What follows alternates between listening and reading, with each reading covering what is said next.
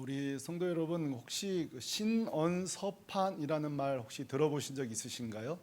신언서판, 앞에 화면에 나오는데요. 당나라, 중국 당나라 때의 공무원을 선발하는 기준입니다. 네 가지가 몸신자, 풍채죠, 말언자, 말씀언자, 말주변, 그리고 글씨. 저는 벌써 여기서 틀렸어요. 저는 안 됐을 거예요.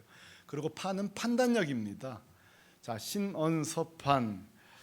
자, 저는 이 글을 보다가 문득 그런 생각했어요. 만약에 예수님께서 이 신언서판 네 가지를 가지고 제자와 사도를 뽑았다면 12사도 중에 모르긴 몰라도 떨어진 사람 많을 거예요. 또 우리 사도 바울 같은 경우는 쉽게 붙기 아마 어려웠을걸요. 왜냐하면 그 성경의 기록이나 사도 바울과 관련된 역사적인 전승들을 보면요, 신언서판 그 풍채가 썩 가히 좋지를 못했어요. 뭐 제가 좀 난 것 같은데요, 사도 바울보다는. 그리고 고린도후서 11장에 보면 내가 말에는 조라나 그랬어요. 말에 능력이 없다 그랬어요. 스스로 밝히는 거니까. 그리고 서판할 때 글씨도요, 글은 잘 모르겠습니다만 눈이 좋지 않았잖아요, 우리가 아는 것처럼. 그러다 보니까 늘 대필할 수밖에 없었어요. 뭐 글도 잘 쓸 수가 없었죠. 판단력은 사실은 뭐 모르겠어요. 하지만 그 사도행전 16장을 보니까 종종 어떻게 해야 될지 몰라가지고 주저했던 경우가 사도 바울에게 있었습니다. 그러니까 신언서판 사도 바울이 몇 개 가지고 있었나 그렇게 후한 점수를 줄 수가 없어요.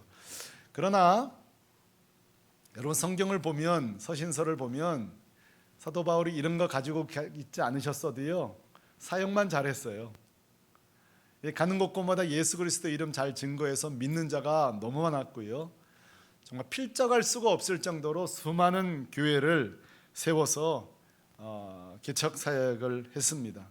그야말로 하나님께서 능력을 주셨다고요. 여기서 여러분들에게 중요한 질문을 제가 드려볼까 해요. 한번 진지하게 생각해 보세요. 자, 사도 바울에게 우리 주님이 이런 능력을 주셨는데, 이 주님께서 이 능력을 사도 바울만 주셨습니까? 우리도 주셨습니까? 자, 이거 대답 잘 하셔야 돼요. 제 표정을 보세요. 바울만 주셨다 그러면 제가 성경을 이렇게 펴서 보여줄 태세고요, 우리도 주셨다 그러면 왜 안 써먹냐고 제가 이제 다그칠 태세거든요. 여러분, 대답 잘 하셔야 돼요. 맞죠? 바울만 주신 게 아니죠. 우리도 다 주셨습니다. 한 번쯤은 그렇다면 정리 좀 해봐야 되지 않겠어요? 분명히 우리에게도 능력을 주셨는데 왜 우리에게는 이런 능력이 안 나타날까요? 우리끼리 얘기는 게, 정직하게 한 번은 주님 앞에서 한 번은 정리를 해야죠. 우리에게도 이런 능력이 주셨다고 약속하고 있는데 왜 나는 이런 능력이 안 나타날까? 두 번째요, 혹시 안 쓰시는 건 아닌가? 주셨는데 사용하지 않는 것은 아닐까? 그레그 스티어라는요, 제가 참 좋아하는 분이 있어요. 젊은 분인데요, 평생을 젊은이들 10대들만 전도했던 분이 있는데, 이분 이름 치고 들어가면 정말 활발하게 10대들 전도 사역을 했는데, 한번 제가 이분 칼럼을 보다가 칼럼 주제가 이런 거예요.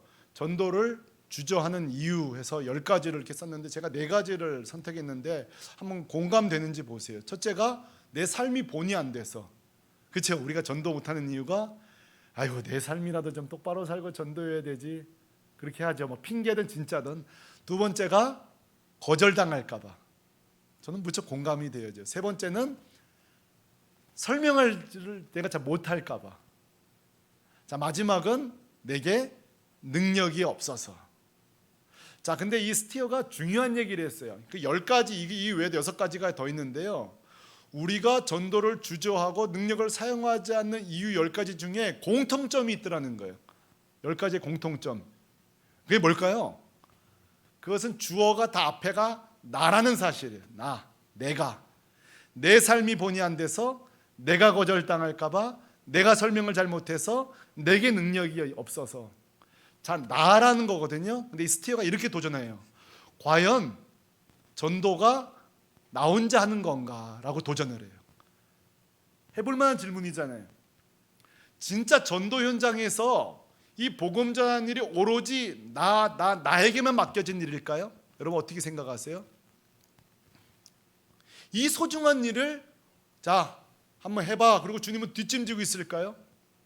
자, 여기에 대한 대답을 제일 잘할 수 있는 분은 사도 바울이에요. 사도 바울은 100% 동의하지 않습니다. 그건 이론적으로든 경험적으로든 사도 바울은 절대 노예요. 왜 그렇죠? 전도 현장에서 절대 혼자가 아니었어요. 나는 부족해요. 지난주 살펴본 것처럼 고린도랑 아덴 지역은 너무너무 복음 전하기 힘든 곳이에요. 그런데도 바울이 경험한 게 뭐예요? 한번 따라하시죠. 나는 부족해도 예수는 믿게 되더라. 이게 바울이 도전하고 있는 거예요. 자, 여러분에게 오늘 이 아침에 중요한 토픽을 드리겠습니다. 그럼 전도자인 우리는 부족한데, 우리에게는 신원 서판도 없고요, 뭐 능력도 없고요, 예화도 부족하고 다 부족해요. 그런데 도대체 전도 현장에서 어떤 일이 벌어지길래 우리의 부족에도 불구하고 예수는 믿어지게 되는가? 이게 오늘 제가 여러분과 나누고 싶은 내용이에요. 좀 도전되고 설교가 오랜만에 기대가 되지 않습니까? 나는 부족한데 어떻게 어떤 일이 전도 현장에 벌어지길래 예수는 믿어지게 되는 걸까? 저는 오늘 두 가지를 나누고 싶은데요. 첫 번째는 이것입니다. 한번 따라하시죠. 복음 자체가 완전하다. 제가 뭐 가끔 제 아내를 놀릴 때 음식 해오면요, 재료가 좋아서 그렇지 그럴 때가 있거든요. 실제로 식당 가면요, 비싸기도 하지만 그 요리사 실력을 떠나서 재료가 좋아서 맛있을 때가 있지요. 저는요 100% 우리 복음이 그렇습니다.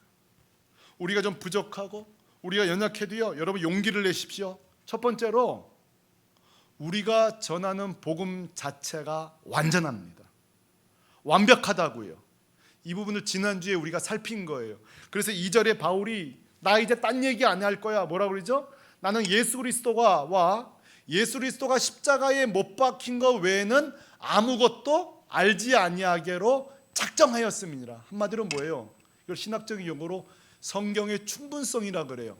무슨 말인가 하면 고학력자나 저학력자나 나이 든 분이나 나이 어린아이나 누구나 들을 수 있는 이야기라는 거죠. 복음 자체가 완전하다는 거예요.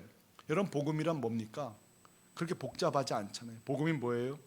예수 그리스도께서 나 대신 십자가에 죽으심으로 나에게 생명을 주셨다. 여러분 믿습니까? 이게 복음이에요. 긴 것도 아니에요. 딱 원 센텐스예요. 여러분, 어떤 진리는요 반대로 해봤을 때 더 선명해질 때가 있어요. 여러분, 복음이 없다고 생각해 보세요. 예수님 십자가에서 죽지 않았다고 생각해 보세요. 한번 생각해 보세요. 아찔하지 않나요? 아찔하잖아요. 우리는요 운명이 뭐예요? 죄 가운데 태어나서 죄 가운데 살다가 죄 짓고요, 남 해코지라고요, 죄대로 심판받고요, 영원히 저주받는 게 우리의 운명이에요. 마치 여러분 생각해 보세요.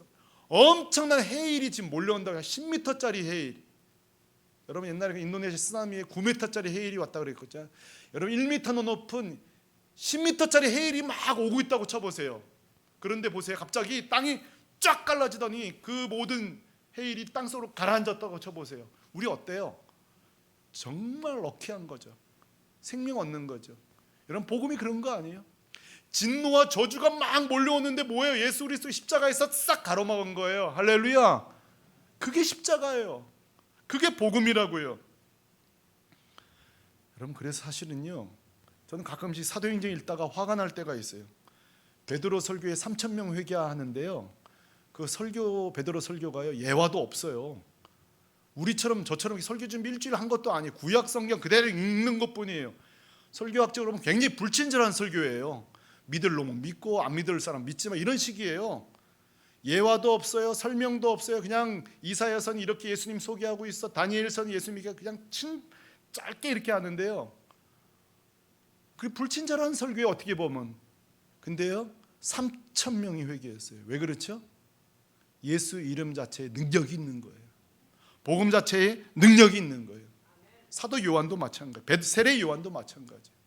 세례 요한이요 설교 중에 반이 욕입니다. 반이 욕. 독사의 자식들아 이런다고요. 여러분, 제가 독사의 그러면 여러분 교회 나오실 분 있겠어요? 네가 이러면서 이제 막 그러죠. 세례 요한이 여러분 그건 독설적인 메시지에도요 수많은 사람이 우리가 어찌할꼬 주 앞에 나왔다는 거죠. 왜 그래요? 이 복음 자체가 완전한 거예요. 그래서 지난주에 제가 톰 라이너의 책 소개하면서 그런 말씀 드렸잖아요. 5천 명의 불신자 중에 심지어 80% 이상은 교회에 대한 얘기는 들었어도, 목사에 대한 얘기는 들었어도, 교회 건물에 대한 얘기 들었어도 실제 복음에 대해서, 예수에 대해서는 들은 바가 없다는 거예요. 그리고 제가 중요한 말씀 드렸죠. 다시 질문할 때에 90%가 나는 예수에 대해서 말한다면 들을 용의가 있다, 듣겠다, 이렇게 얘기했어요. 여러분, 용기를 내세요. 우리가 부족하고 연약해도요, 이 복음 자체에 능력이 있는 줄로 믿습니다. 그럼에도 불구하고 이 시간 여러분의 표정은 그렇게 밝지를 못해요. 아멘 했어도 아유, 목사님 전도해보세요, 이렇게 가능한가, 이런 표정이죠. 맞습니다. 실제 우리에게 여전히 해결되지 않는 염려는 있어요.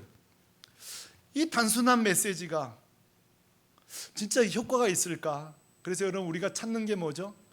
좀 센 예화 없나, 전도할 때. 여러분 그런 거 찾잖아요. 눈물 좀 짜내는 감동적인 예화, 이런 거 좀 여러분 찾잖아요. 근데 여러분, 오늘 바울이 이렇게 말합니다. 그런 예화 없어도 된다는 거예요.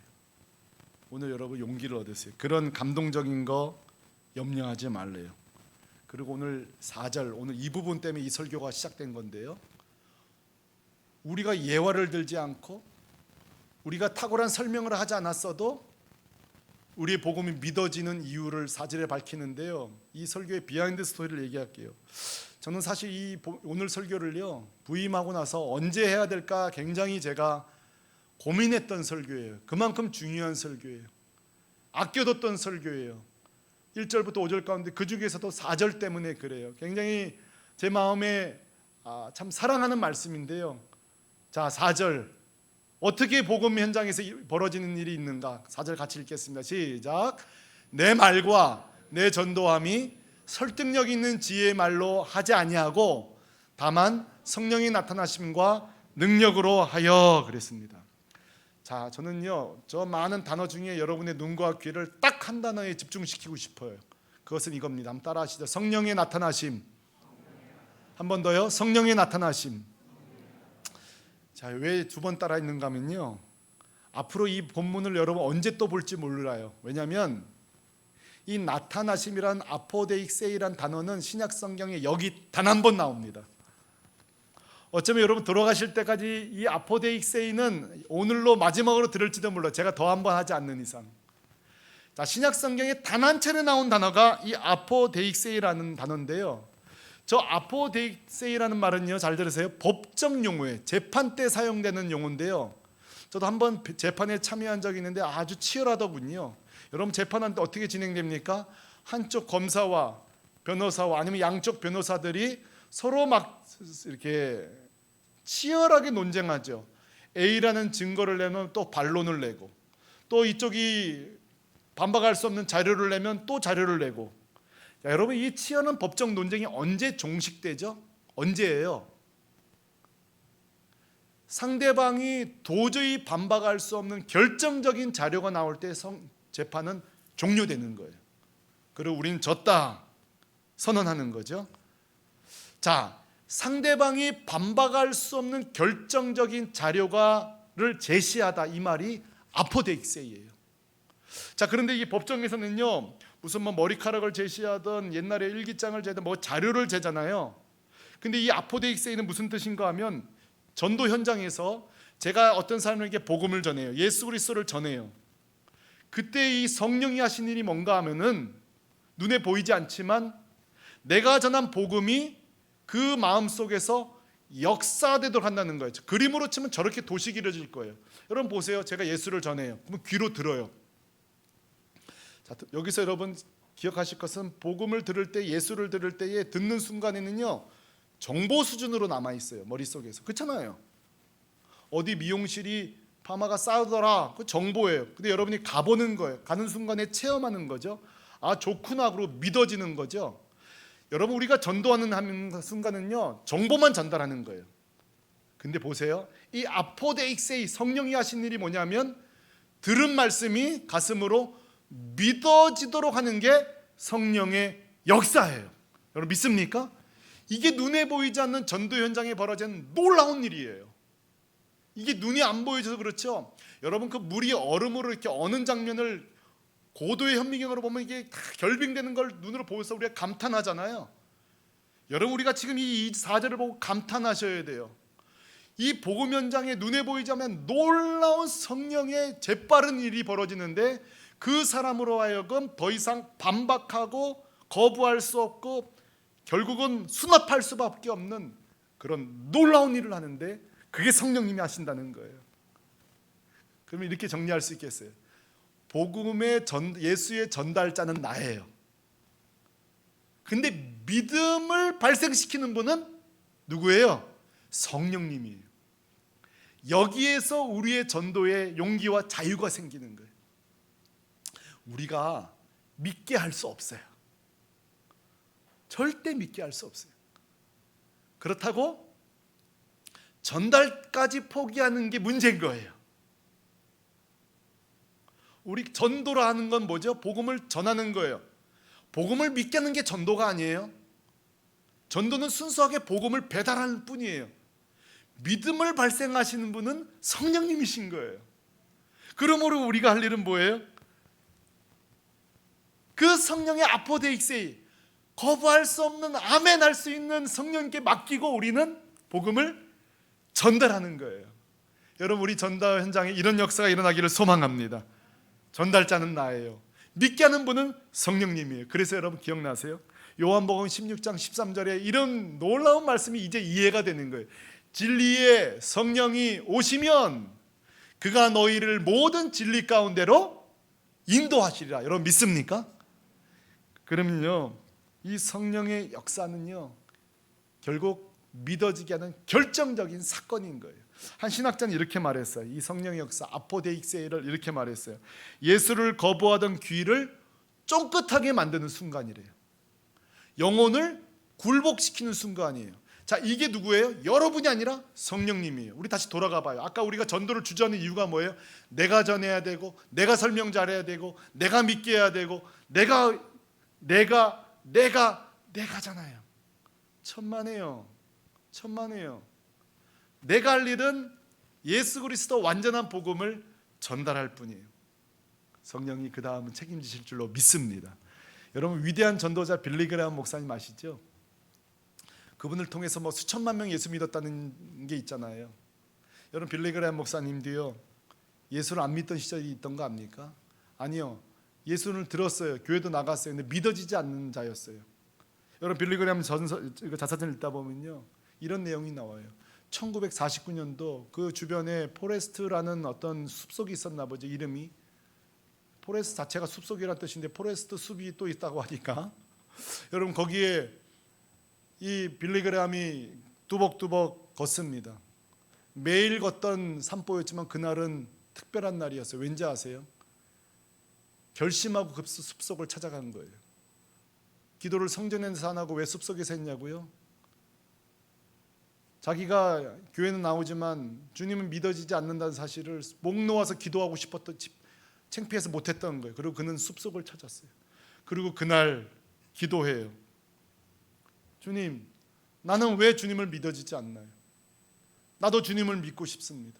그리고 그 숲속에서 절규하면서 기도할 때에 성령의 아포데익세이 나타나심이 있고 놀라운 이런 음성을 듣게 돼요. 제가 그대로 읽을게요.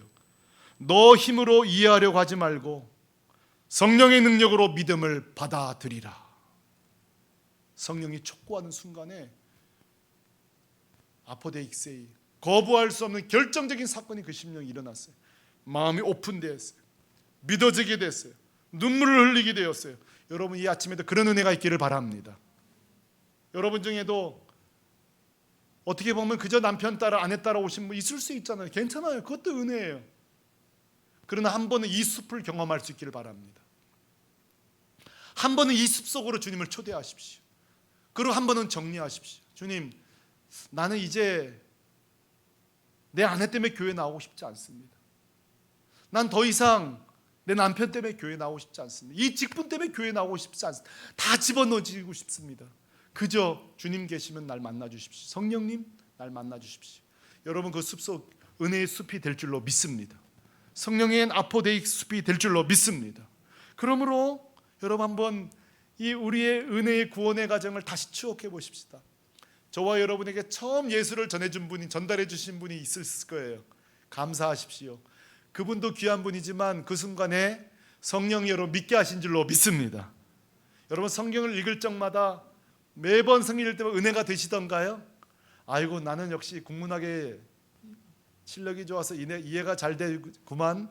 그것도 맞는 말이지만 아니에요. 결정적으로 여러분 성경 읽을 때도 은혜가 되고 큐티가 될 때도 회개가 터져 나오고 그거 다 성령의 역사예요. 성령이 하시는 줄로 믿습니다. 오늘 여러분 설교 시간도 마찬가지예요. 이렇게 아멘 아멘 할 수 있고 그 말씀 앞에 회개가 터져 나오고 이번 주 그대로 살고 싶어지거든. 그게 성령께서 여러분 지금 결정적으로 역사하시는 거예요. 그러므로 고린도서 4장 20절에 바울의 선포가 맞아요. 하나님의 나라는 말에 있지 아니하고 하나님의 능력이라.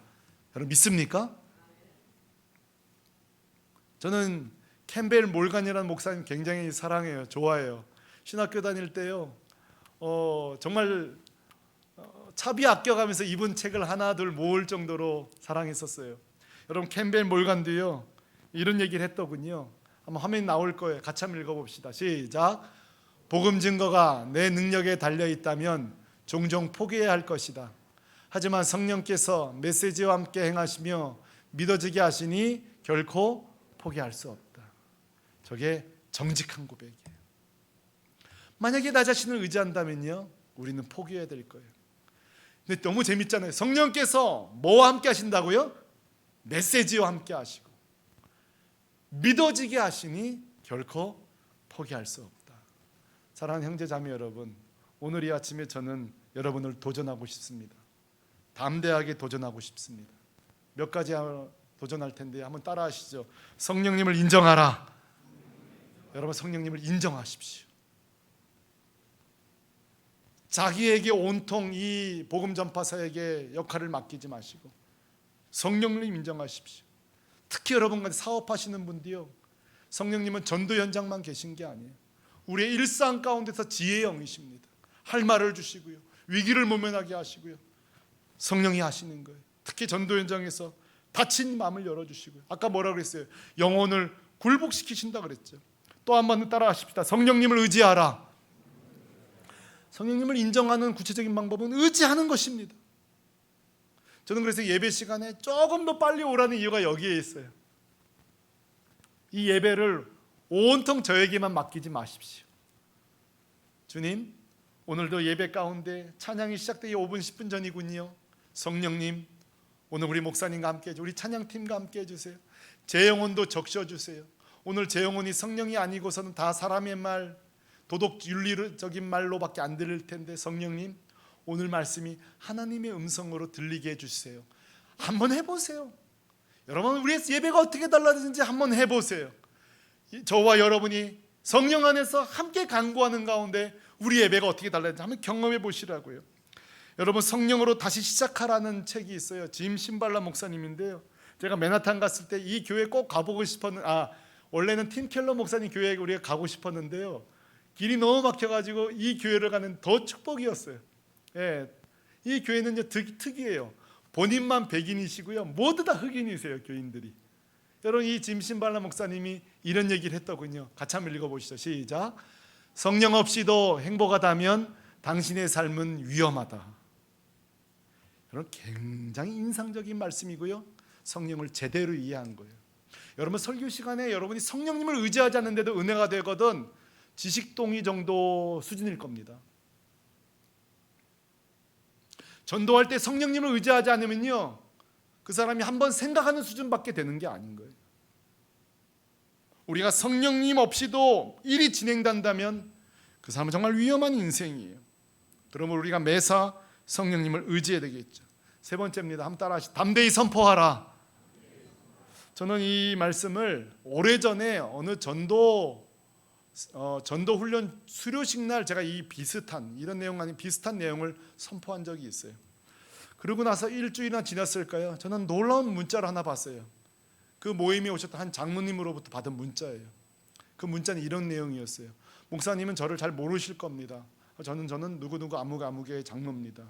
저는 그날 목사님 말씀을 듣고 전도가 내 힘이 아니라 성령의 능력을 알게 되었고 자기 아들에게 복음을 전했다는 거예요. 그리고 상세하게 내용을 주셨는데 그냥 저녁에 아들아 너와 대화 좀 하고 싶다고 아들에게 제니까 얼마나 뻘쭘해요. 남자들 둘이서 이거 뭐 대화 이거 뭐 힘들거든요. 근데 스타트를 잘 끊었어요. 내가 오늘 너에게 줄 선물이 있다는데, 여러분 선물은 대한민국 다 좋아합니다. 눈에 보이든 선물이든 아니든 간에. 그래서 그걸 잘하신 것 같아요. 그리고 아들과 만난 거예요. 그리고 이렇게 스타트를 끊었다고 하죠. 아빠 이게 너에게 참 고마운 게 있다. 참 잘 자라줘서 고맙다. 그리고 근데 아빠에게 너를 향한 그 소원이 있는데 그것은 난 너가 예수 믿었으면 좋겠다. 아빠의 간절한 소망이다. 열망이다. 그리고 하여간 제일 좋은 거는 눈물이에요. 그냥 울어버렸대요. 여러분 자녀 앞에서 울기 쉽지 않거든요. 난 그것도 성령의 역사라고 생각해요. 안타까웠겠죠. 내 아들이 예수 믿어야 되는데 오늘 또 용기를 내서 해보니까 감격스럽기도 했을 거고요. 근데 여러분 성령의 역사가 일어났어요. 제가 예수 믿겠습니다 이렇게 되면 드라마틱할 때 그 정도도 아니었어요. 내가 아버지 생각해 보겠다고. 근데 그게 놀라운 일이에요. 그 정도만 돼도 놀라운 일이에요. 이런 대화 자체가 놀라운 일이에요. 여러분 이게 어떤 일이 벌어진 거죠? 아포데익세이, 성령이 그 부자의 대화 가운데 나타난 줄로 믿습니다. 여러분에게 혹시 예비 며느리가 있습니까? 예비 사회가 있습니까? 여러분의 친족들이 있습니까? 나를 잡으십시오. 내가 줄 선물이 있다네. 그리고 성령님을 의지하십시오. 전달은 내가 믿게 하는 것은 성령님. 그분에게 다 맡겨버리십시오. 여러분 한국 역사상 가장 복음이 흥왕했던 두 번의 찬스가 있었습니다. 우리 대한민국 교회 역사상. 언제인지 기억하십니까? 복음이 1884년 들어온 이후로 지금까지 가장 복음의 흥왕기 두 포인트가 있습니다. 첫째는요, 일제강점기입니다. 이때 1910년부터 30년까지 복음이 폭발했습니다. 두 번째가 6.25 동란 이후입니다. 50년부터 70년까지요. 근데 여러분 아이러니하지 않아요? 가장 핍박이 심화된 때입니다. 가장 전도하기 어려운 때입니다. 근데 여러분 뭘로 설명할 거예요 이때를? 일제시대 6.25 동란 이후에요 가장 많은 목회자가 나왔고요, 가장 많은 선교사가 나왔고요, 가장 폭발적인 복음이 있었어요. 왜 그럴까요? 두 가지 때문이라고 저는 생각합니다. 첫째, 가장 핍박의 시기에는요 가장 영혼이 열리는 시기예요. 오히려 우리 생각과 달라요. 가장 공고한 때란 말이에요. 그때 전도 무슨 기술이 개발되어 있어요? 오늘날처럼 무슨 예화가 있어요? 뭐가 있어요? 아무것도 없어요. 그야말로 순수한 심플 가스펠이에요. 단순한 복음이에요. 그런데도요 성령의 역사가 일어났어요. 믿는 자가 나왔어요. 수많은 목회자들이 나왔어요. 선교사가 나왔어요. 뭐를 설명할 수 있어요? 성령이 하시는 일이에요. 이게 두 포인트예요. 자, 또 한 포인트가 저는 왔다고 믿는 목사예요. 언제예요? 지금입니다. 제 나이 또래는 저는 잘 기억이 안 나요. 어려운 시절을. 제가 경험한 바는 제일 어려운 시기를 만났다고 생각돼요. 이 코로나19에 사업이든 직장 청년들이요 취업 자체가 안 돼요. 저는 지지난주에 스카이 출신 학생이 취업이 안 된다는 얘기를 들었어요. 기가 막힌 거예요. 지금 그런 시대에 우리는 살고 있어요. 물건을 만들어도 팔리지 않아요. 학생이 공부를 마쳤는데 들어갈 일터가 없어요. 우리가 이런 일이 어디 있습니까? 근데 기억하십시오. 이런 공고한 이때에 가장 영혼이 열리는 때입니다. 이 예수 그리스도 이름이 들리는 때입니다. 믿어지는 때입니다. 우리가 한다고요? 아니요. 성령이 하시는 거예요. 성령이 닫힌 마음을 여시고 가르치시고 믿어지게 하시고, 우리가 주님을 앞설 수 없어요. 우리는 순종하면 되는 거예요.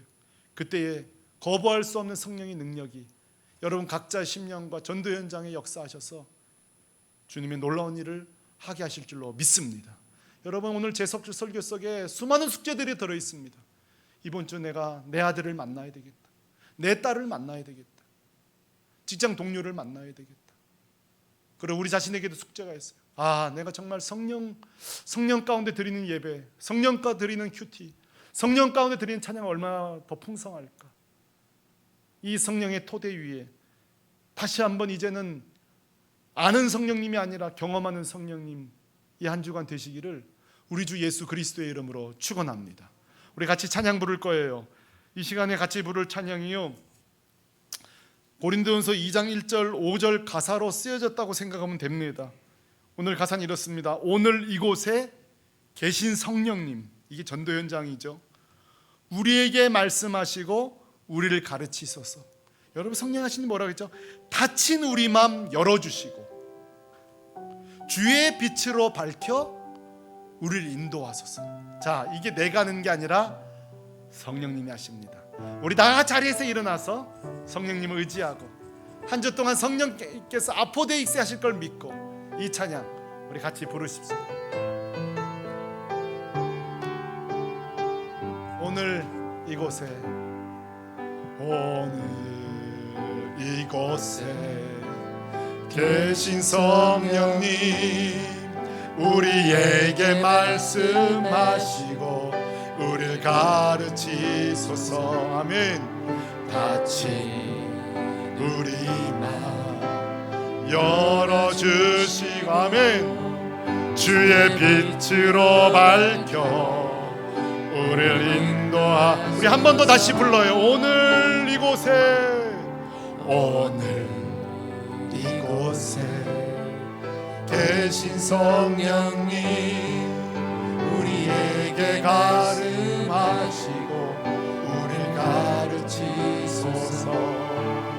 닫힌 우리 맘 열어주시고 주의 빛으로 밝혀 우리 두 손 들고 한 번 더 불러요. 오늘 이곳에, 오늘 우리의 전도 현장을 생각하면서 계신 성, 여러분 내가 아니에요, 성령님이에요. 우리에게 말씀하시고 우리를 가르치소서. 닫힌 우리 마음 열어주시고 주의 빛으로 밝혀 우리를 인도하소서. 주님보다 앞서지 않고 겸손하게 주님의 말씀 기다리니 주님 손에 우리를 드립니다. 사랑으로 우리는 주님보다 앞서지 않고, 주님보다 앞서지 않고 겸손하게 주님의 말씀 기다리니 주님 손에 우리를 맡깁니다. 우리를 드립니다. 사랑으로 인도하소서. 여러분 도전하면서 이 시간에 기도합니다. 사랑하는 성도 여러분, 이번 주에 누구에게 복음을 전하시겠습니까? 자, 그 사람을 마음에 품으십시오. 그리고 성령님께 그 사람을 올려드리십시오. 주님, 한 번은 이 만남, 내 아들에게 이 습속을 주십시오. 내 딸에게 이 은혜를 주십시오. 내 형제에게, 내 부모에게, 내 아들에게 이 은혜 주세요. 주님 난 못해요. 난 전달자예요. 그러나 성령님 믿게 하실 줄로 믿습니다. 우리 주님께 부탁하며, 성령님께 부탁하면서 같이 한번 통성으로 기도하십시다. 할렐루야. 걸어가신 아버지.